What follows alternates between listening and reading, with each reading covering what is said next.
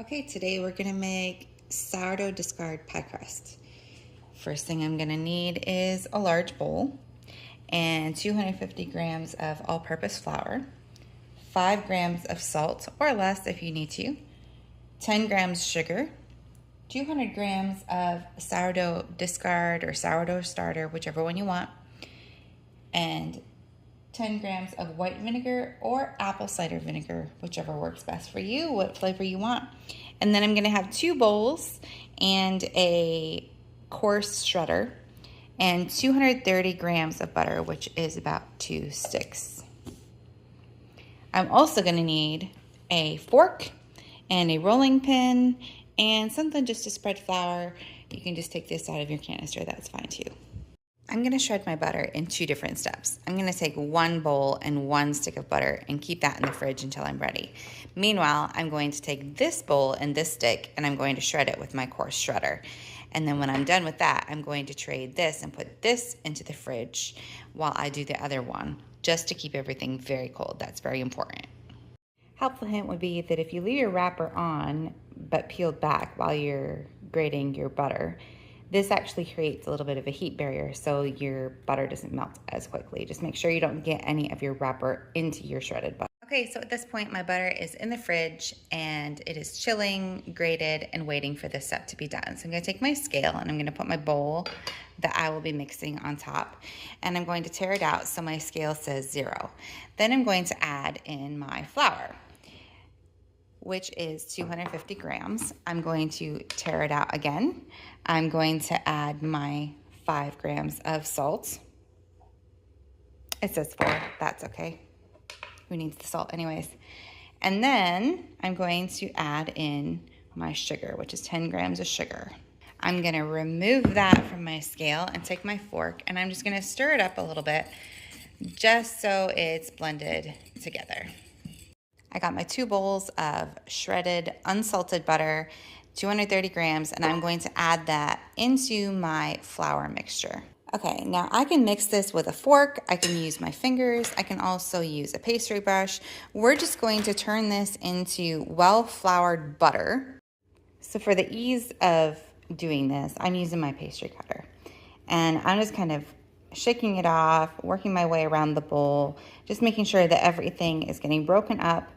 And we're gonna do this as fast as possible because remember, we want our butter to stay cold. That's what's gonna make this nice and airy and flaky by the time that we're done. Okay, now I have my dough worked through with my pastry cutter. If I were to do this with my hands, I would just kind of grab it and just kind of separate it. Again, not keeping it in my hands, I just want to separate all the little bits and pieces. So you can see that there's not flour laying around anywhere, that's just flour. It's all kind of been worked through with butter. Okay, now you're gonna need a fork. You're gonna need your 200 grams of sourdough discard or sourdough starter and your vinegar, and we're going to add this into our flour and butter mixture. Once you have that added, we're just going to start stirring it into a dough and it'll start to stick together, and at the end you're probably going to have to use your hands just to get it to stick together into a ball. I stirred that together with a fork real well, and now you can see that there's not any flour that isn't hydrated down there, so we're just going to start putting this into a ball. You can say I formed it into a ball, and now what I'm going to do is I'm going to take a butter knife and split this in half, and each half will make 1 pie crust. Or if you really want to get technical, you can do it by weight as well, but I'm not really that worried about it. I have it separated into 2, and now this is where the parchment paper comes into play. I'm going to take 1/2 out of my bowl and I'm just going to put this on here. I'm going to form it into basically like a puck.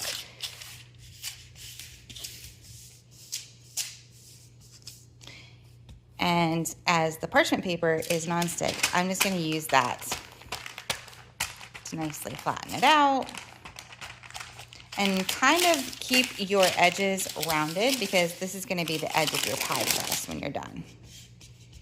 Okay, and then as soon as we're done with that, I'm gonna take my plastic wrap. I'm gonna pick this up, put it on my plastic wrap, and wrap it into a nice little puck and put it back in the fridge. I have it on my plastic wrap. Just wrap it up so it's airtight and it's not gonna dry out in the fridge. And that one's ready for the fridge. I'm gonna do the same exact thing with my second one. Just remember, whatever you start out with here and however you push it out, and as round as that is, that's gonna keep you from getting some really deep cuts in your pie crust whenever you're rolling it out. So pay attention to your corners, make sure they're all pushed in and condensed around the outside as best as possible.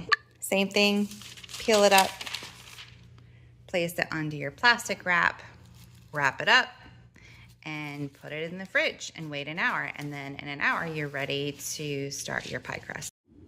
Our dough has chilled, and now we're ready to spread it out. We're gonna need some flour to flour our surface.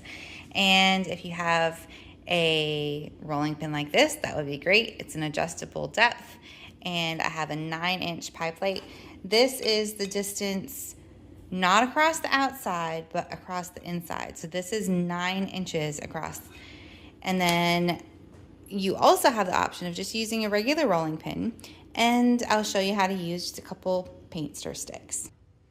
I have my flour. I'm just gonna sprinkle and flour my surface just to keep it from sticking.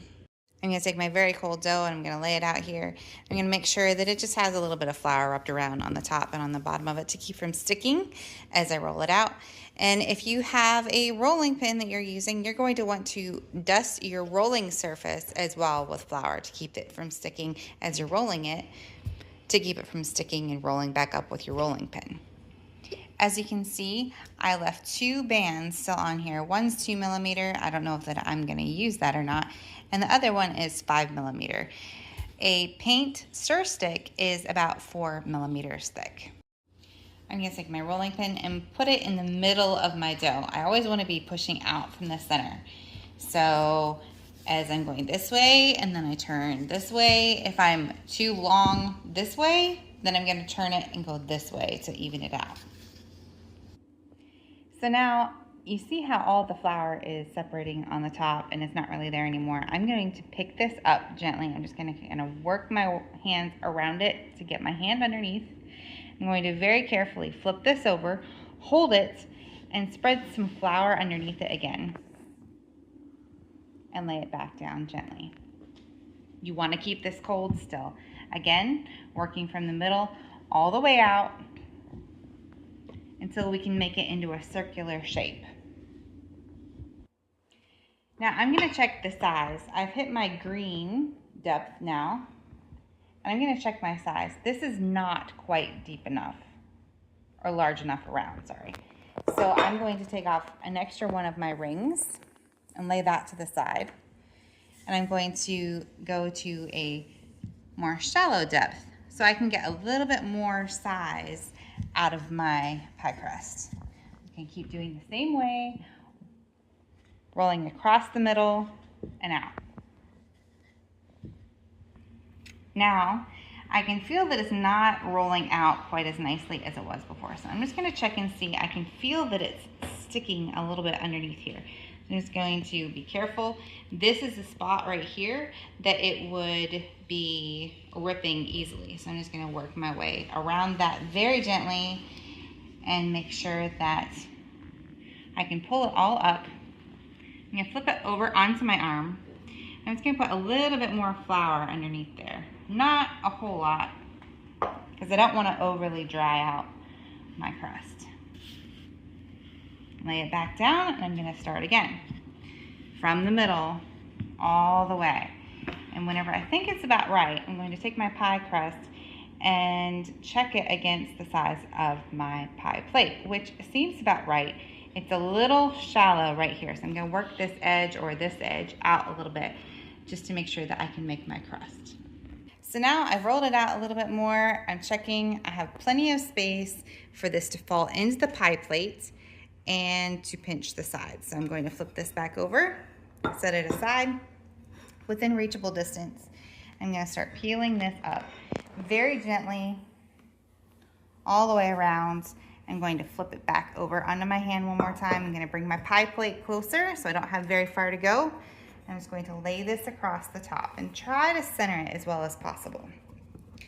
And then you just push it into the bottom. And it's still very cold, so I shouldn't have any trouble at all. Now, I'm gonna want about this much left over on the side. So I'm gonna roll this under like so and pinch it. If I ever end up with it's too thick or it doesn't feel like it's gonna tuck under there well, I'm just gonna peel a little bit off and work my way around like this. Not pinching it too much, I'm just lining it up with where the edge is. So now, as I work my way around here, I can tell that over here, I'm not gonna have quite enough. And over here, I have too much. So I'm just gonna take a little bit of this and peel it off. And I can stick this under this part. I won't need that much. I'm gonna stick this under this part. Just kind of squeeze it together. And then whenever I roll it under, nobody will know that that was pieced together. I'm gonna keep working my way the whole way around the pie plate like that. Now I've made it the whole way around. Everything's all nice and bonded together. If you are making a pie shell, meaning that you're baking this without anything in it, you're gonna wanna poke holes. So just take a fork and don't push it in and wiggle it, just straight up and down. Make a couple air holes, because otherwise what's gonna happen as you bake it is that the center will rise and you're gonna have a really hard time not having a cracked bottom on your pie crust. So I just go the whole way around and make a few holes for air to escape. So whenever that starts to come up, it has a way of creating a gas release, basically. So now we're gonna start working around on here to make our pretty little edges. You could leave it just like this if you wanted to. We're just going to take 2 fingers. I'm gonna line my thumb up where the last index finger was. I'm just going to put it together, and I'm going to use my other index finger and push in the middle. Just gently. Again, I can feel that this is still cold, so I know I'm gonna get a nice flaky crust. This crust would be great for a pie or for a quiche. You can take the sugar out of it too if you want to make it less sweet and a little more savory. I'm just gonna work my way around the edge here.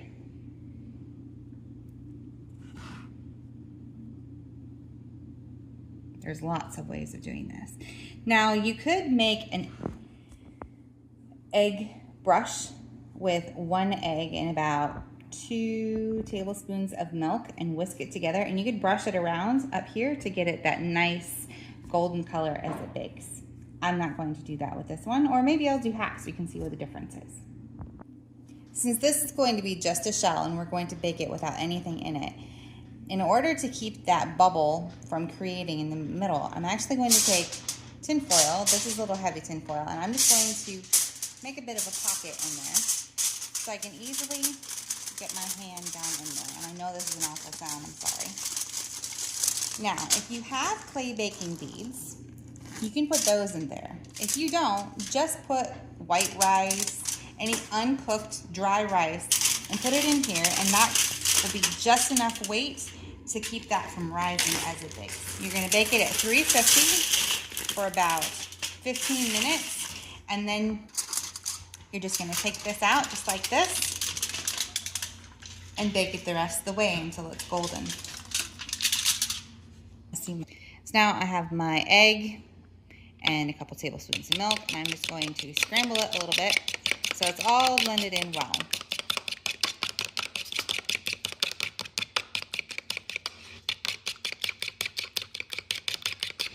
Okay, now I'll take a pastry brush, just dab it on there, and what I'm gonna do is work my way around the crust. I'm gonna pull that tin foil back. Just work my way around, and I'll do half so you can see what the difference is. Okay, this is gonna be my second one. I've cleaned off my surface just to make sure that there isn't any residue to keep it from rolling out nicely the second time. So I have my second husk of dough that's nice and chilled. I'm gonna lay that down, make sure that it's well floured underneath it and on the top, as well as I'm going to take my rolling pin roll it in the flour and make sure that it has a little bit of flour on there. I'm going to, again, start in the middle and work my way out. Again, it's cold, so it's not moving too much right away. I'll show you whenever I get a little bit thinner, and you'll be able to see why I use the paint stir sticks.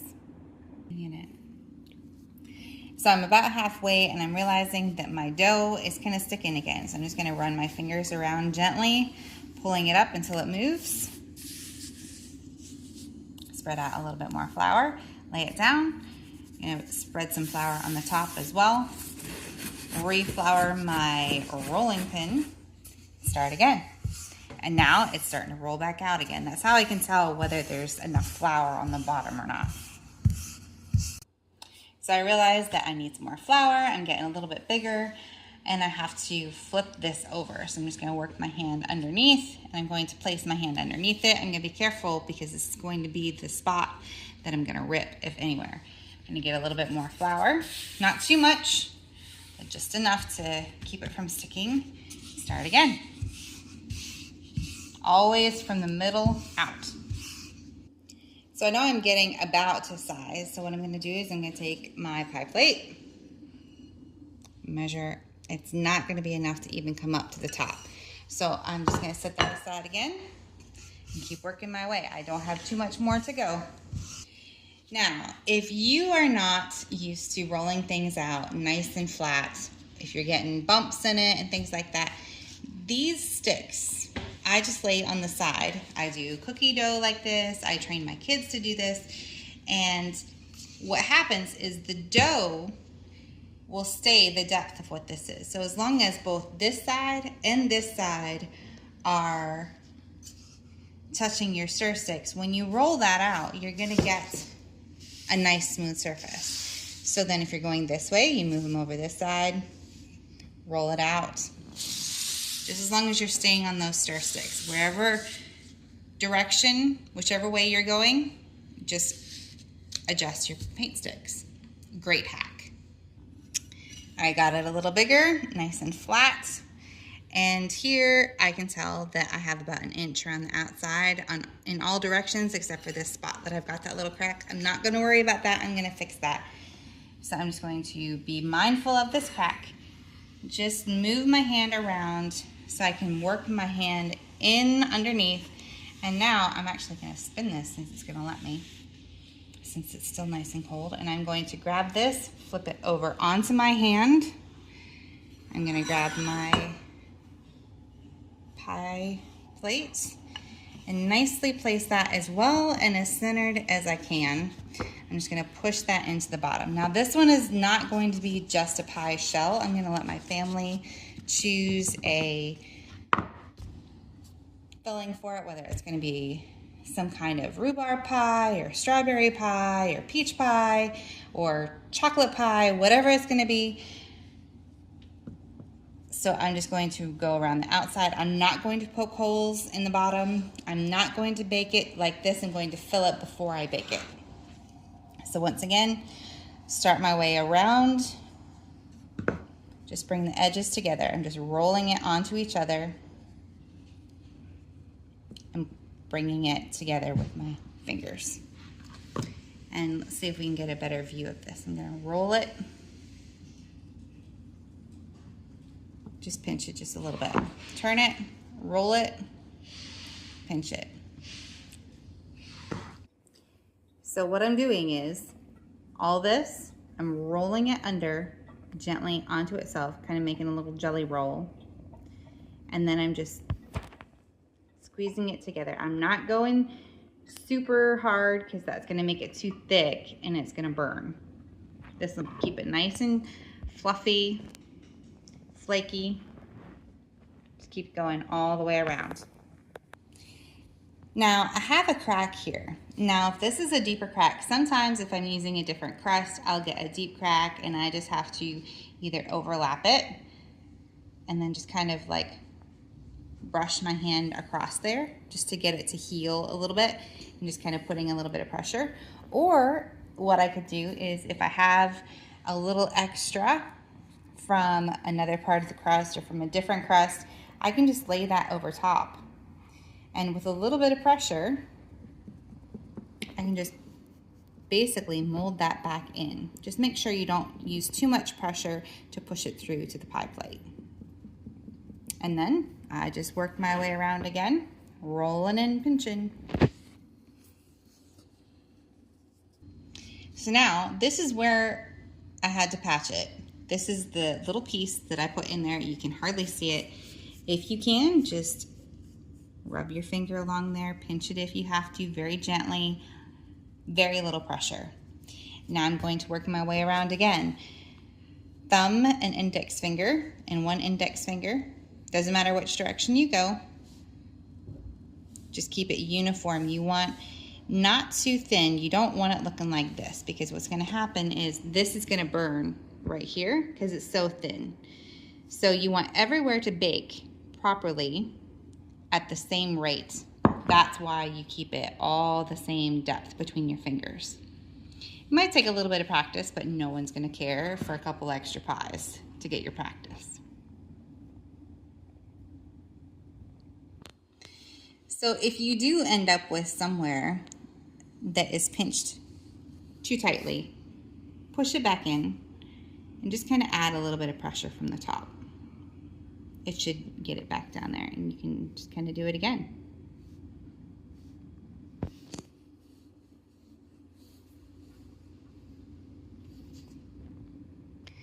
Okay, so now we have our perfect looking or unperfect looking. It doesn't really matter. It's still going to be edible.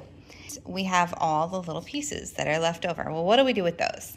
We don't want to waste them. I'm going to do what my mom called pie crust cookies. So I'm just going to take all the little bits, I'm going to put them onto parchment paper, and then I'm just going to sprinkle some cinnamon and sugar. I'm going to put them in the oven for about 350, and you can do that with egg wash or not with egg wash. That's fine too. And just watch for just the edges just to be turning light golden brown, and that's how you know when they're done. Okay, it's been about 15 minutes baking. You can tell that it's kind of getting golden around the edge, and the bottom's getting golden as well. So I'm just going to kind of bend my edges of the aluminum foil together and pull this out.